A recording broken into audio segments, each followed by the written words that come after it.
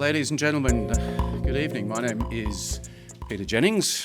For those of you who don't know me, I think pretty much most of you do. I'm the Executive Director of ASPI, the Australian Strategic Policy Institute, and we're very pleased to have Nick Xenophon come to address us this evening with the intriguing title, Kill the Chicken to Scare the Monkey. I think that's probably the best title we've had for a presentation here, Nick, in all the time I've been in the place.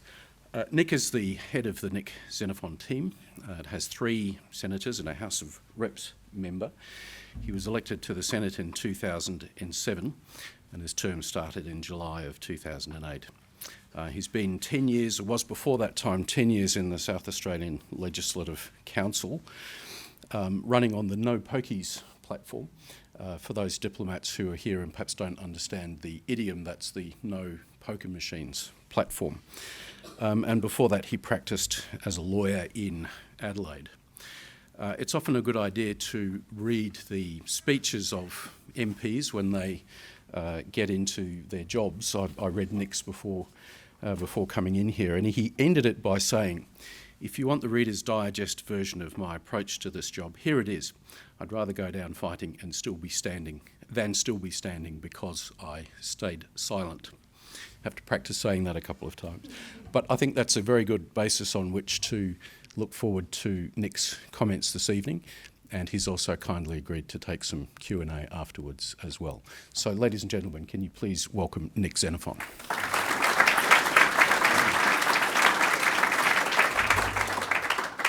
Thanks very much, Peter. And I appreciate the opportunity to speak to you about matters of Australian strategic policy, and I very much appreciate the critically important role ASPI plays as both forum and fulcrum in these debates. I look forward to my colleagues in Parliament also taking the time to formulate their thoughts on this topic.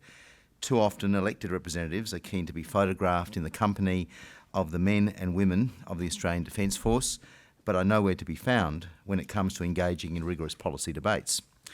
Since time is limited, I propose to explore only a few subjects in some depth rather than deliver a very superficial tour de horizon. Future historians might well consider that this current period is a turning point in Australian strategic history. Last month, Foreign Minister Julie Bishop pointed out that many of our assumptions founded on the international rules-based order that evolved after World War II now appear less certain. She called on the United States to play an even greater role as the indispensable strategic power in the Indo-Pacific, a call she had made earlier in the year in Los Angeles at the US-Australia Dialogue on Cooperation in the Indo-Pacific. On that occasion, she said that most nations wish to see more United States leadership, not less, and have no desire to see powers other than the US calling the shots. Clearly, while other challenges exist, the question of China looms large. The strategic context, of course, is the quest for dominance of a string of archipelagos from northern Borneo to the Kuril Islands northeast of Japan, what Japan calls the first island chain and China calls the near sea. About 90% of oil and gas supplies to those 2 countries is shipped through those waters. Whoever gains the preponderance of power on the sea will strategically have great influence and even control over vital trade routes and also lay claim to potentially massive oil and gas reserves. Pointedly, Rex Tillerson in early January, just days before he took office as US Secretary of State, said he wanted to, quote, send China a clear signal that first, the island building stops, and second, your access to those islands also is not going to be allowed. In respect of Foreign Minister Bishop's wish to see more US leadership, there is no doubt in my mind that the ANZUS alliance is the most important strategic alliance we have. As Peter Edwards argued in a Law Institute paper in 2005, successive Australian governments, both Labor and Coalition, have convinced themselves and sought to persuade their public that the benefits of the alliance are 5-fold. 1, the security guarantee. 2, access to high-level US policymakers. 3, access to unique intelligence information. 4, access to advanced science and technology. And 5, the economic benefits of the Free Trade Agreement. While intellectual challenges can and have been mounted to each of these 5 claimed benefits, I'm sure that the alliance enjoys considerable public support.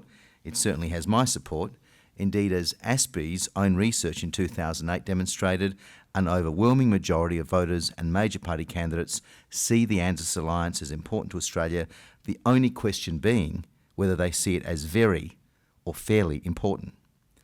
The big strategic question for Australia is how to negotiate the tension between our key security partner and our key trading partner. We've never had this question arise in the first 220 years of European settlement. From January 1788, when the first fleet sailed into Botany Bay, to 2008, during the global financial crisis, we've first had Britain and then the USA as our trading partner and strategic ally. But now China is our largest two-way trading partner in goods and services, valued at $150 billion in 2015-16, our largest export market, close to $86 billion, and our largest source of imports, over $64 billion. Last year, the Rand Corporation published a report called War with China, Thinking Through the Unthinkable. It makes sobering reading. Their research team concluded that war between the two countries could be intense, last a year or more, have no winner, and inflict huge losses and costs on both sides.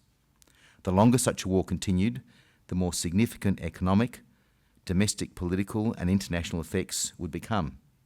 While such non-military effects would hit China hardest, they could also greatly harm the US economy and the US ability to meet security challenges worldwide. This is something that really cries out for attention by all members of the Australian Parliament. After all, China's GDP is about $9 trillion, growing at 7% per annum, while the US GDP is about $17 trillion, growing at 2% per annum. What happens or does not happen is of the highest significance to Australia. The signals we send to either side about Australia's position requires extensive consideration in the Australian Parliament. China's anti-access and area denial capabilities will continue to increase, and although it would suffer considerable damage, by 2025 it will be able to inflict even heavier losses on its opponents. It has already developed a hypersonic glide vehicle designed to attack ships. That weapon can fly at 9 times the speed of sound and can penetrate the layered air defences of a US carrier battle group. There is no offensive defence against it. We should keep in mind that neither side would be willing to accept defeat. Furthermore, as both sides' technologies and doctrine create a preference for striking first, the potential for miscalculation is rather high. Each side may believe that by striking first it can gain and retain the initiative, and by doing so, it might be able to end a conflict quickly. Yet this kind of thinking has uncomfortable parallels with Europe of a century ago, when the belligerents initiated their own military plans to attack before being attacked, and both sides believed that in doing so they would gain operational dominance and end the war swiftly. On that occasion too, both sides had strong economic relations, strong trade ties. I'm sure most of you know Norman Angel's prediction in 1909 that European powers' economies had become so closely integrated that war between them would be futile. It's an uncomfortable historical fact that quite often military planners have believed that the wars they fight will conclude much quicker than they actually do. Consider another RAND study, this time by Gompert, Benedict and Lin in 2014, titled Blinders, Blunders and Wars, What American China Can Learn. It concluded that underestimating the duration of conflict was a significant factor in most strategic blunders of modern times, including Napoleon's invasion of Russia, Germany's decision during World War I to attack neutral shipping, Hitler's invasion of the Soviet Union, Japan's attack on Pearl Harbor, China's invasion of Vietnam, the Soviet invasion of Afghanistan, Argentina's invasion of the Falklands, and the US invasion of Iraq. Is the Australian government truly ready for what might happen if Australian forces are committed to US operations that turn belligerent through miscalculation or, worse still, deliberate decision-making? Unlike the invasion of Iraq, where there were relatively few Australian casualties, is the Australian public ready, this time, for large numbers of body bags returning, or never returning at all, since they may have been sunk at sea? Is the Australian public ready for a relentless parade of funerals? Is the Australian government ready for calls from the extreme political fringe for Chinese Australians to be interned in camps, as occurred to enemy aliens during World War I, 7,000 people interned, or in World War II, more than 12,000 people interned? Is the Australian economy ready for the calamitous effects of economic disruption as a result of combat in the Western Pacific, since 95% of Chinese trade is seaborne? Nor should we forget that the economies of China, Japan, South Korea, Taiwan, and a number of Southeast Asian countries are closely integrated, such that parts of final products are produced in a number of intermediate plants and assembly areas. That means the economy of East Asia as a whole, the fastest growing economic zone in the world, is vulnerable to catastrophic disruption. Are we ready for the strong possibility that China would attack US air bases in Japanese territory, since the recent reinterpretation of Japan's constitution now permits Japanese military support for the USA in a war with China?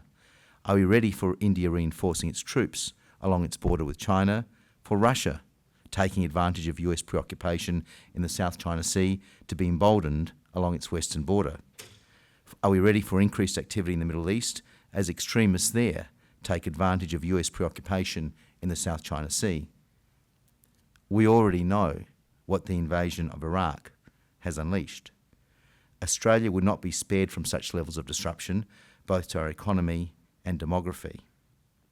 Rand said a US-China war could shrink China's GDP by 25 to 35%, and the USA's by 5 to 10%.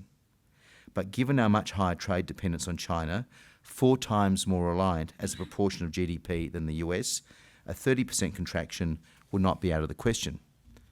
And demographically, seeing Chinese Australians and Chinese students on our streets show how integral they've become to our nation's fabric. A war with China would rip Australia's economic and social fabric apart.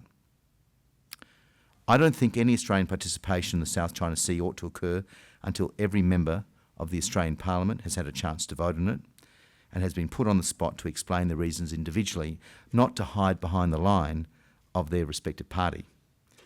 A research project led by Professor Clinton Fernandez of the University of New South Wales at ADFA, the Australian Defence Force Academy in Canberra, has pointed the way to how such a parliamentary authorisation process would work. Australia's Constitution and the High Court jurisprudence confirm that the scope of the executive power is subject to control by the legislative branch of government. The High Court's 1990 decision in Brown and West stated, whatever the scope of the executive power of the Commonwealth might otherwise be, it is susceptible of control by statute. A valid law of the Commonwealth may so limit or impose conditions on the exercise of executive power that acts which would otherwise be supported by the executive power fall outside its scope. The executive power necessarily requires a certain amount of imprecision and ambiguity in order to allow for unforeseen or unforeseeable circumstances, as John Locke so eloquently argued over 3 centuries ago. The High Court confirms that the scope of the executive power in Section 61 of the Constitution was not amenable to exhaustive definition in its 1988 Davis and the Commonwealth decision, and confirmed this view in 2000 in the Queen and Hughes that it remains open to some debate. I believe that parliamentary authorisation is workable and can be formulated in a suitably flexible way that takes a variety of contingencies into account, protects the security of classified information, and copes with the time-sensitive nature of emergency military deployments. The model proposed by Professor Fernandez more than adequately deals with the legitimate criticisms to such bills introduced by the Democrats in the 1980s and the Greens more recently. In requiring parliamentary approval, it is necessary to distinguish between wars of choice and wars of necessity. Wars of necessity refer to military actions taken in self-defence and require the use of rapid and/or covert military force. Such actions are provided for in Article 51 of the UN Charter, self-defence. Wars of choice include those covered by either the framework of collective action in Chapter 7 of the UN Charter or a request for assistance from the legitimately constituted government of a state. As a 2006 British Parliamentary House of Lords inquiry found, the decision to contribute to wars of choice frequently evolves more slowly, allowing governments to weigh up the factors involved before deciding whether and how to intervene. Involvement is warranted on a variety of factors, including national interests, prevention of humanitarian disaster, preemptive involvement, or a moral obligation. It may be objected that only the executive has access or can be trusted with the intelligence information required to decide whether to deploy troops. Any move, therefore, to permit parliamentary authorisation must involve a mechanism that extends access to intelligence information beyond the executive while simultaneously preventing hostile forces from also seeing this information. A solution to this would be to empower the Parliamentary Joint Committee of Intelligence and Security, the Foreign Affairs and Defence subcommittees of the Joint Standing Committee on Foreign Affairs, Defence and Trade, and the Senate Committee on Foreign Affairs, Defence and Trade, such that they have access to the relevant intelligence information. The empowerment of the relevant parliamentary committees eliminates the need for secret sessions of the Parliament. In passing, however, it's worth noting that secret sessions of Parliament have occurred in the 1940s during World War II. These sessions, as Sir Paul Hasluck reminded us in his 1952 book, The Government and the People, enabled ministers to disclose information that could not be made public, whilst also allowing for, quote, an opportunity for criticism of a more outspoken kind that might be in the national interest to be made public. The proceedings of these meetings were not recorded, but decisions were made known at the conclusion of the session. It may be objected that the provision of sensitive information to selected members of Parliament who sit on key intelligence and defence committees is impractical because these individuals do not possess security clearances. Such an objection is easily answered in an interchange between two Darrells in Parliament in 2002. Then Attorney General Darryl Williams QC confirmed in response to a question by opposition MP Darryl Melham MP that extant Australian policy does not require members of Parliament to have security clearances, nor are there requirements for ministers or parliamentary secretaries to have security clearances to obtain access to classified information. The Attorney-General also confirmed that there is no requirement for shadow ministers to have security clearances regarding their access to classified information given in confidential government briefings. We are in this regard, as a Parliament, in the dark and behind the times compared to our friends. The US Senate Select Committee on Intelligence and the House of Representatives Permanent Select Committee on Intelligence regularly receive the most secretive information in their oversight role. Germany, Norway and the Netherlands not only ensure their parliaments have this oversight role, but require parliamentary approval of military action, if necessary, on a post hoc basis. And in the Netherlands, for instance, if that post hoc approval is not forthcoming, then it is up to military commanders to determine the timetable for a safe withdrawal. At the moment, the danger is one of a surprise war. As a result of an escalation, say, during a freedom of navigation exercise in which Australia's executive deploys forces without any effective check from the legislature, since the only option Parliament has is to bring down the government through a motion of no confidence, something that backbenchers in a governing political party can hardly be expected to do, whatever their misgivings about a particular military deployment. Furthermore, using the line and military strategy attributed to Sun Tzu, the author of The Art of War almost 500 years ago, China may decide to kill the chicken to scare the monkey, sink an Australian vessel to warn off the United States Navy. The signals we send to either side about Australia's position are of the highest economic and strategic significance. What we do requires extensive consideration in the Australian Parliament. Contrary to public belief, the ANZUS Treaty doesn't commit the US to come to our assistance, or us to theirs, only to, quote, act to meet the common danger in accordance with our constitutional processes. Unlike the NATO Treaty, which regards an attack on one nation as an attack on all and mandates defensive action. But even in NATO, a number of states require parliamentary debate and approval even after military action has commenced. And whilst this debate has been both energised and exercised by the Trump presidency, it's worth remembering it was no less than the husband of candidate Trump's rival who said while he was in office, we will act multilaterally where we can, unilaterally when we must. Australia alone should decide which wars, and with apologies to John Howard, Australia alone should decide which wars we go to and the circumstances in which we go to them. That goes to the heart of our sovereignty. Australia must not get involved in a South China Sea conflict until every member of the Australian Parliament has voted on it and explained their reasons individually, not hide behind a party line. What's more, that process should be enshrined in Australian legislation. No Australian military actions ought to occur without parliamentary authorisation, except in self-defence. More than ever, since 1788, it's a law whose time has come. Thanks very much.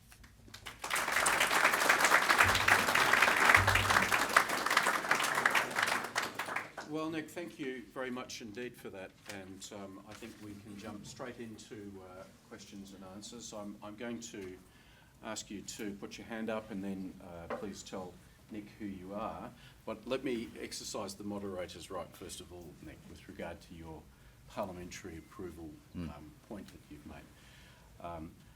Doesn't that mean to say, given the way the Australian Parliament works with the government always having a majority in the lower house, that really it's the crossbenchers in the Senate that would ultimately have the authority to decide if Australia was going to undertake a war of choice? And that means you. So are you comfortable with thinking of yourself having to make those types of decisions? I would like to think that this parliamentary approval process would be very rarely exercised, but I think it's a check and balance. It's a check and balance against an Australian Prime Minister being cajoled or corralled by the United States, for instance. It should be a decision that we make independently, considering the facts and considering our interests. So we have a situation in the Netherlands, the Norway, in Germany, where parliamentary approval is a part of that process, and the United States, for that matter. I know they have a different constitutional structure, but I think it's important to consider that this is not a unique proposition in terms of parliamentary approval. Thank you. Now let's go to Q&A, and I'll go first to Nick Stewart over here and then down there. Senator Xenophon, thanks very much indeed for an incredibly meaty speech. Nick Stewart from the Canberra Times.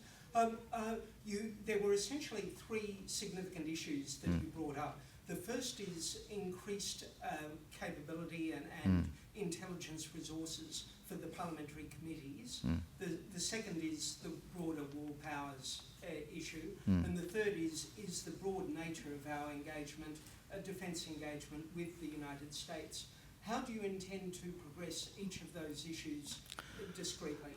Well, I'm relying on Professor Fernandez's extensive work on this. I think his research project and those at ADFA here in Canberra has been quite terrific in terms of the level of depth and dealing with the concerns of the previous parliamentary approval bills that the Greens and the Democrats put up. I think those bills were and are deficient, and I think that having a process where those bills are put up so that organisations such as ASPI, so that defence, so that so those involved in defence can put their points of view across. But I think that it's important to have that check and balance, because what is at stake here is quite monumental. And I think that we are at a very different stage in our history, that for that first 220 years, our key trading and strategic partners were pretty much one and the same. First the UK, then the United States. But now we have that conflict between the two. Well, we have that tension between the two, between China as the economic power we rely on,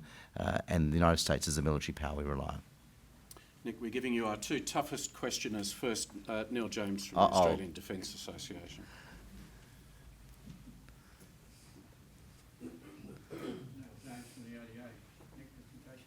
No, how can I forget? How can you forget that beautiful face? You gave the 5 common justifications for the US alliance, but you in Parliament obviously know the 6th one, and that is simply that if we didn't have the US alliance, we'd have to spend a lot more money on our strategic security, and that money wouldn't be available for other things across the whole country. I'm just interested in your views on that 6th justification. How if we didn't have the US alliance, it would cost us an absolute fortune, and there'd be less money for everything else.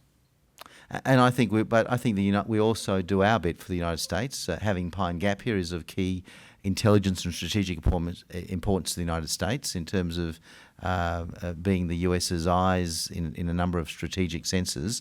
So I think that, of course, that is a factor, but I think we also need to consider if we blunder into a conflict, that itself can be extremely expensive as well. So if we want to talk about pure economic terms, I think that is also a risk to consider. Nick, where are you on the question of the government and, in fact, the opposition's bipartisan commitment to spend 2% of gross national product on defence, including some in your state? Some. I very much support that. I think that 2% goal has to be met. And I know that I was misinterpreted by Christopher Pyne, the Minister for Defence Industries, when I talked about waste. I should disclose to you all, I should apologise to you all, that Christopher Pyne was a student of mine about 30 years ago at what is now the University of South Australia. I can put my hand on my heart and tell you that I've taught him everything he doesn't know. Christopher Pyne immediately said, when I said we should be mindful of waste in defence, that would be seen as cutting defence spending. No, on the contrary, if we can reduce waste, if we can make sure we have effective programs, if we don't have the debacles such as the Sea Spray helicopter and those amphibious vehicles that didn't quite fit, you know the one I'm talking about, we can then spend it more effectively to increase our defence capability. And I think it's very important. So yes, I support the 2%. I'm not a dove when it comes to that. I'm just saying we need to be cautious about any conflicts we engage in, but we need to have that strong defence force and that commitment to the 2% expenditure. Okay, thanks, Nick. Now I saw a question from Rod Lyon.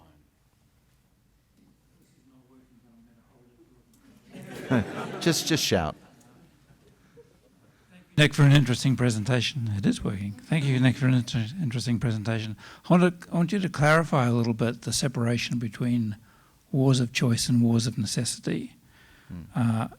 From how you talk about the alliance, I take you to mean that every alliance commitment is by definition a war of choice. The same way you say the US is not obligated to come to our assistance, that we are similarly not obligated to go to theirs. I just want you to confirm that, but also I'd also like you to unpack a little bit what wars of necessity actually look like. Do they only arise when the continent of Australia is attacked? No. And I think that, and I'll send ASPI a copy of the draft bill. It will be a complex piece of legislation because it will have all those nuances in there. But I think the House of Lords inquiry that reported in 2006 after sitting for over 12 months made it very clear what the differences were. I think Iraq was a war of choice, not a war of necessity.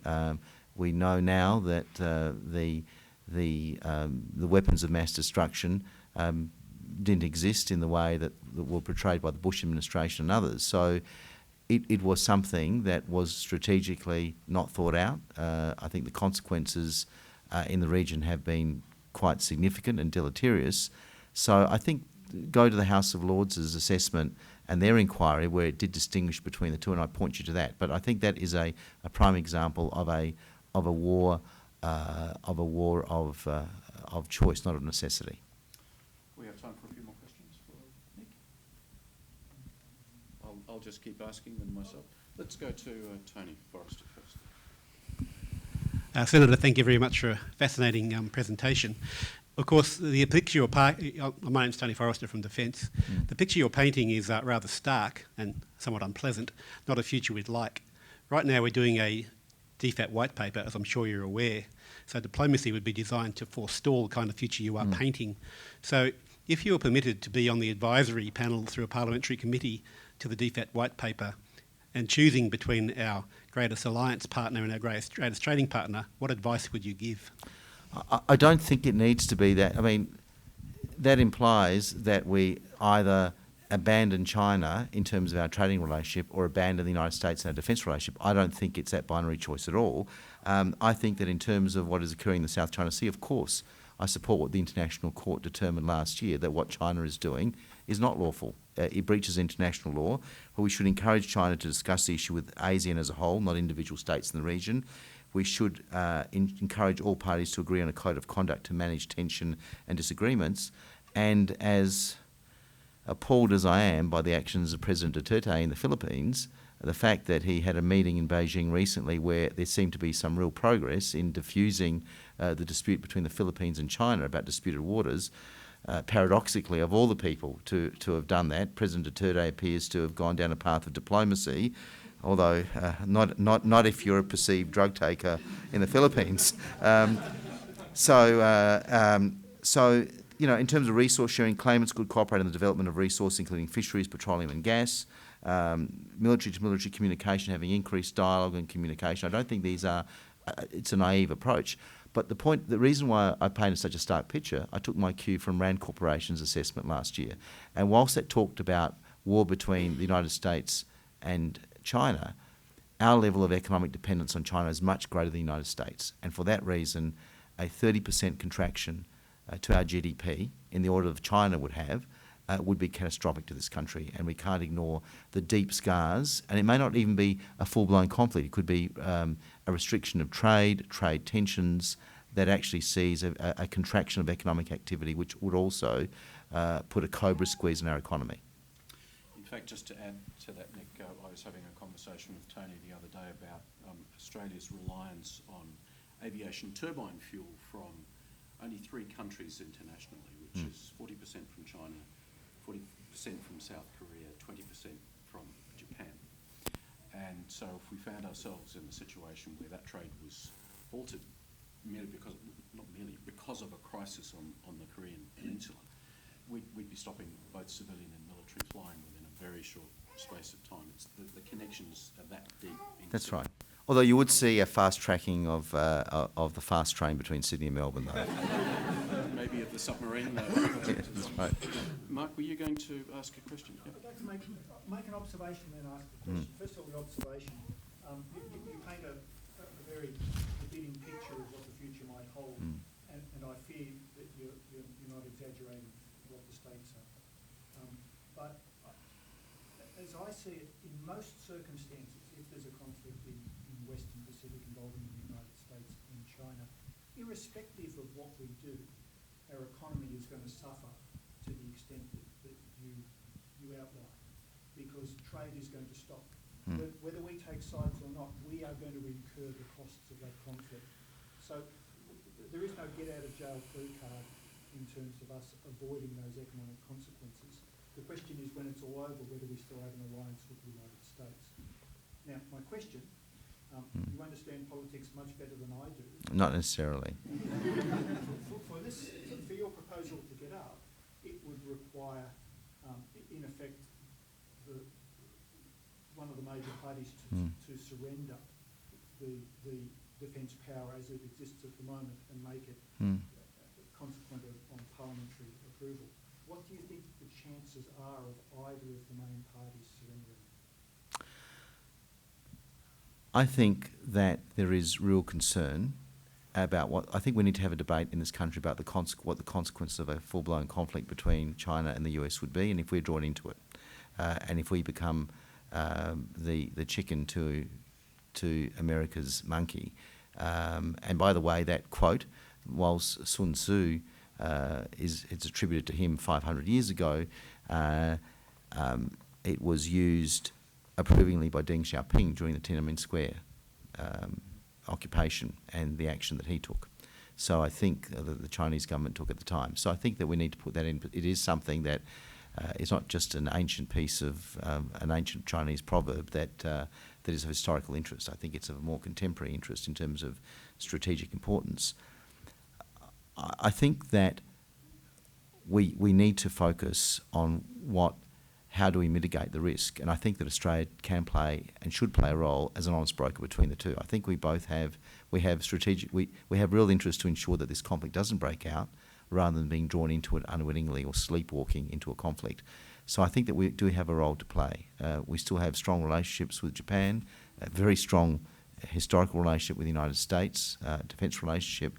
I think we should leave that. Even though we're only a middle power in the Pacific, I think we can actually play a constructive role. Okay, now I see we've got 2 more questions, one here and then one over.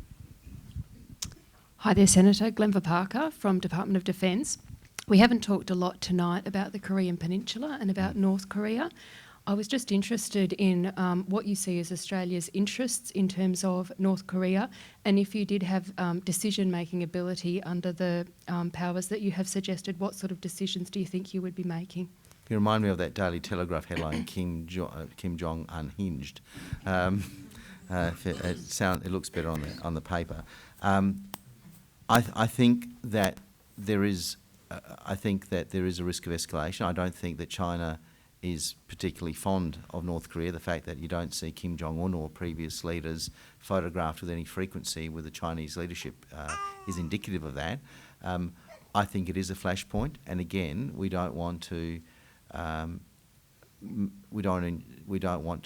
be part of an accidental war. Although Korea was our last high-intensity conflict, I don't think you could say that of Vietnam, as awful as that was.